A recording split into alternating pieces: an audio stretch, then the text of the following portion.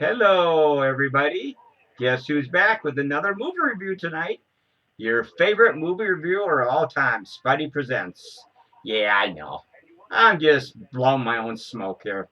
We're going to be talking about Them from 1954, one of the greatest movies ever made in the horror sci-fi genre. Oh my God, it's really about giant bugs. It's giant bugs, giant ants to be precise. Oh my God. Oh, it has a great cast, man. A lot of you might remember this movie. There's the Edge, man. I know you guys love that Edge. It kind of turns me on too. There's the backside. Okay, can you see that? Yeah, that looks pretty good. A little more, typical information and stills. Okay, there's the front cover again. Yeah, I'm just kind of winging this review tonight because I'm not really feeling overly well. So let's start with some reviews and some shout outs. Let's talk about Janelli. I have no idea where in the hell she is, but I shout out to Janelli anyway. Of course, then we got Dane the Embalmer, Penny's personal embalming guru for when he kicks the bucket. And then Musty and Krusty Lice Rice, those insane Rice brothers from whereabouts, Iowa. Oh my God. I love my laugh. Anyway, this movie really is actually from 1954. And it's basically about giant mutated bugs that get exposed to radiation fallout and stuff like that. Ants, like I said, ants, man, ants. They're the size of goddamn cars, man, or trucks or something like that. I have to admit that these creatures that they made for this movie actually look pretty damn good for the mid 50s. I mean, seriously, they really do. I mean, they're like giant puppets, of course. If anybody's ever saw this movie, you know exactly what I'm talking about. Like we said, we got Edmund, Gwenn, James Arness, Joan. I can't think of her last name, man. She's like the love interest, and then of course James Whitmore, one of my favorite schlocky actors from. Oh, I love James Whitmore. Of course, James Arness was Matt Dillon in Gunsmoke all those years. Edward Gwenn, he's the British actor, been around forever. I'm not sure about Joan. Joan L. I can't think of her name. I apologize for that. I should have my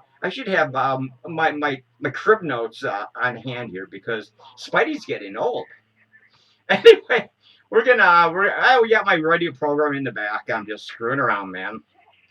Anyway, the movie takes place in 1940. Well, actually, the atomic radiation. Well, actually, nuclear test was 1945 New Mexico desert, right? And so basically, it's about 9 years later, 1954, and this movie was made. And so what's happened is all the fallout has mutated pretty much all the desert life into different forms of life, like the ants are the size of trucks now, or pickup trucks, or whatever, man. And they're trying to breed and take over the world, of course, like ants always want to do. Ants always want to take over the world, man. They want to control you. They don't want to kill you. They just want to make everybody their slaves. That's pretty much what ants do. If they can't use you other than that, they'll kill you. But otherwise, they try to use you as slave labor. I love that shit, man. The ants are cool. Ants are goddamn cool, man. Don't you think so? Every time I walk down the sidewalk, I try not to step on ants. I don't know why. Maybe it's the humanity in me or something. I'm not sure. I have a lot of respect for other forms of life on our planet. So, we're all in this together. That's a stupid quote from all the last 4 years. Whoa, we're all in this together. Okay, there we go. Look at that. Isn't that cool? This is kind of like just artwork of what the ants kind of look like. But I think you get the gist of what they look like. Go to YouTube and check out a trailer. You know exactly what I'm talking about. Look at that. Oh, that's good, man. Whoo-hoo. Anyway, show you the edge again. Because I know this flips your lid. Flips your lid. I love that. And there's the backside.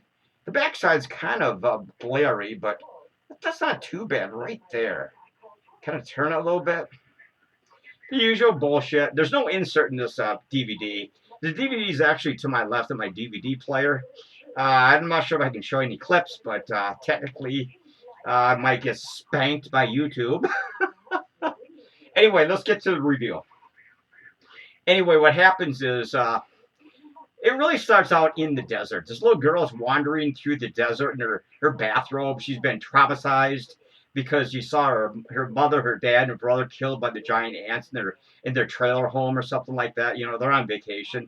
So James Whitmore and his partner kind of find her wandering in the desert, and along with this plane, they spot her. They take her into custody and call the ambulance to pick her up. And they got all these crime sleuths at the trailer trying to figure out what happened to the family, why the little girl is completely, you know, she's basically, oh, I don't know what you want to call her. She's completely in shock.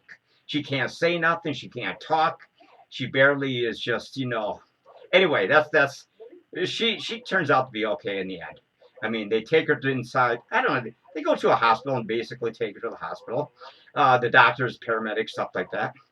But then James Whitmore and his partner decide to go find out what's been going on in the desert. So they go to this old grocery store, Pops Warner. I can't remember what his name, Pops Johnson maybe. And they find out he's been killed in the same way too. They find his body in his root cellar, completely mangled, you know, and his whole half his shack or his fruit stand or what do you want to call it has been completely demolished, along with the trailer in the desert with the girl and the little girl and the family, basically, right? And it kind of just gets worse from that point on. So James Whitmore, you know, he calls in all these experts, you know, other state police and stuff like that, and you know, and they try to find out what's going on at the trailer, you know, and the old grocery stand on the side of the road. So basically, there's like 5 people. Well, there will be 5 people because basically James Whitmore's partner decides to stick around and find out. He's waiting for more authorities to come and help him clean up the mess at the grocery stand, right? So basically, he gets killed by the ants too. You really don't see these ants too much until these experts come in. Edmund, Gwenn, and his daughter. They want to find out what happened to these 5 people, and they find out they've all been brutally murdered by the ants. You know, because you get in the ants' way, they'll just kill you. They inject formic acid into you, and just it kills you instantly, man. It's like swallowing a gallon of that crap, man. It's all through your body. It's basically poison, right? That's how the ants kill people and other creatures and stuff like that. Formic acid, you know, when they're at war with other ant colonies and stuff like that, you know. And oh my God, well, how much time we got? Oh, it's only 8 minutes. I got lots of time to babble on here, man. Anyway, so they call in these experts, Edmund, Gwenn, and his daughter, and they kind of figure out that something's gone really bad in that desert. The ants are just mutated into the size of a pickup truck, and they're trying to breed and spread across the whole part of New Mexico and maybe the rest of the country, you know, multiply thousands and thousands of these things, you know, and basically control the country or that part of the country, maybe the world. I don't know. Anyway, it's a great movie, man. It's just got some really cool. There's lots of, you know, military people getting involved. They actually go back to the site where the trailer was, and they find out, and they hear this really weird noise. They find out that it could be ants, but they're not really sure about it. The 2 experts from Washington D.C. or wherever they're from, Edmund, Gwenn, and his daughter, they make this weird whistling noise. The ants when they're communicating with each other. It's really creepy. I mean, they're all 5 of these. They got James Arness, James Whitmore, Edward Gwenn and his daughter at the site where some of the murders occurred, and they find out there's something whistling in the wind, and they find out there's a giant goddamn ant coming after them, man. It's just, and she runs for her life, and James Whitmore and James Arness kill it with their guns and stuff like that. They find out, what the hell? How can an ant be this big? And basically, Edmund Gwenn, he's like the expert here, and his daughter. They find out that the radiation fallout has mutated the ants, of course, to an enormous, huge size, the size of a goddamn building.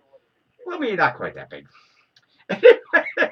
And so, you know, they basically try to track down the nest in the New Mexico desert. And they do find it. And they kind of like somewhat destroy it with poison gas. And they basically find out, they go down into the nest, of course, and they find out a couple of queens have escaped. the queens have wings, and they just flew away. Basically, they're going to try to start another colony, other parts of New Mexico and the other parts of the country. So they have to track these queens down. There's all kinds of sightings by people working around the area, other parts of towns and cities in New Mexico, and they're trying to find out where these goddamn queens went because they have to stop them. They can lay thousands and thousands and thousands of eggs, and then you got a serious problem, folks. A serious, serious problem, because I mean, once they get a foothold in the country, it's almost impossible to stop them because they keep breeding and breeding and breeding, laying eggs, laying eggs, laying eggs. Oh, it's actually pretty cool. The puppetry in this movie is actually pretty goddamn cool, man. I'm not going to tell you every little scene because you actually really have to watch the movie. There's a lot of cool scenes in this movie. They attack a ship on their way to, I think they end up in Los Angeles, the two queens or something like that. They're on board this big old freighter. They kill everybody on it, of course. They lay eggs in the freighter, They try to get more queens reborn, or so to speak, and stuff like that. And, it's kind of cool. There's a lot of cool scenes where you really don't see them flying too much, but you do. There's like people who fly their own little tiny planes. So what the hell was that? This just flew by me. What the hell was that? And of course, everybody thinks they're crazy, but they're not, because this is actually happening, folks. And these queens are just trying to multiply their species, so to speak. It's a great flick, man. Oh, it's got some. I mean, there's a lot of scenes in here, like I just said. I can't tell you every little scene.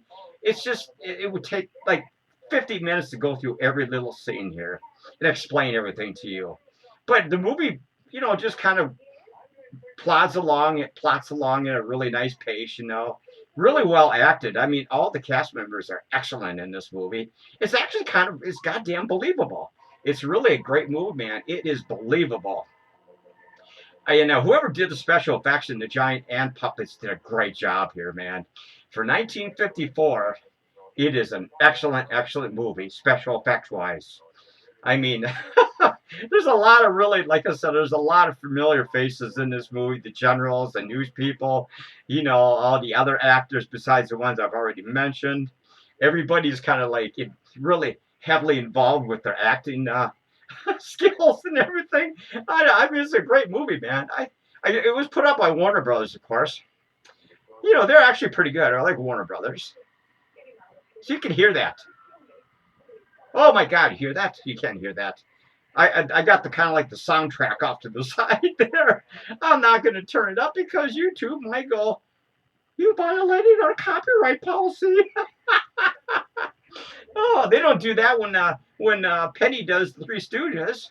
But I don't know. Anyway, they find the queens in L.A. or something like that, and they're actually inside these what do you call those things? Aqueducts or something in L.A. or one of those cities in California. And those tunnels are on the side of each. It's like a giant dry cement river. I can't think of what you would call that thing. And those giant tunnels that have hundreds and hundreds of miles of like, I don't know, sewers or something.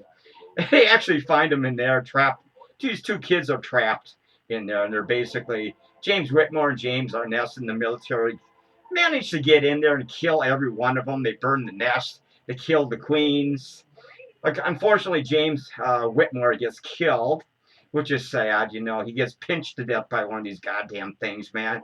That's kind of sad, man. He did a good job in this movie. James Whitmore is one of my favorite actors, man. Oh, he was in The Relic and a whole bunch of movies, man. I love that guy. He's always like one of those little tough guys, from the 40s, 50s, 60s, 70s, 80s. You always go, oh my God, better listen to this guy. He sounds like he knows what he's talking about, right? Yeah, he does. Anyway, so basically, it has kind of a sad ending, for him at least.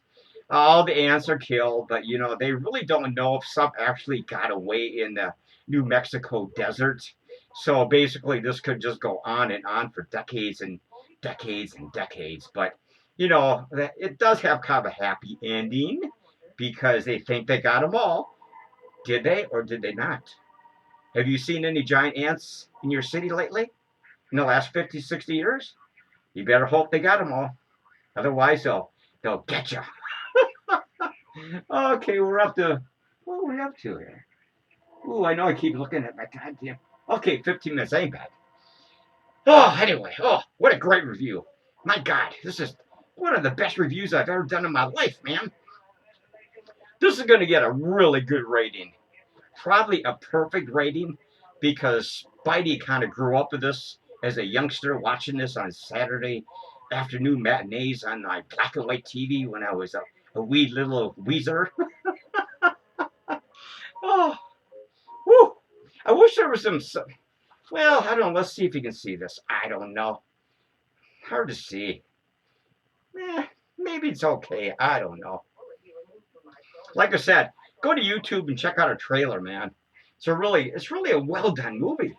It's really beautifully photographed. I mean, filmed and everything like that. Really sharp and crisp looking. Soundtrack is excellent. Excellent acting by all the actors involved. I mean, it is a great movie, folks. It's one of those movies where you kind of watch it every now and then because you just kind of like it, you know. Just really better than some of the other giant bug monsters of that era.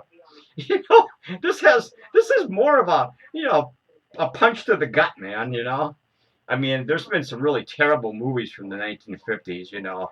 But even though they did try, they did try to make good movies, but this one is actually stands out. This is probably the top 10 of the greatest horror sci-fi movies from the 1950s, bar none. Really good movie, folks. Really good movie. Like I said, so many good actors in this movie. So many good actors. Uh, what else can I talk about? Well, we're up to about 17 minutes. I gotta rate this movie. One of these days I'm gonna show you some clips on the TV over there. Anyway, we're gonna give this 10 spiderwebs. Just because I think this is so well done. So well done. Anybody who knows those 1950s giant mutant bug horror movies will agree with me. This is one of the classics from that era. One of the classics, folks. You don't really get any better than this. Anyway, there we go. One more glimpse at the edge for all you aficionados. Aficionado. No, the back side and front side. Nothing on the inside, folks. It's in the DVD player. 10 spider webs. Easily, hands down, folks. A classic from 1954. All right. What's going on here? Uh-oh, we're up to... We got to end this. Okay, that's the end of my review. Not sure when I'm coming back next. Until then, 10 spider webs for them. Check it out.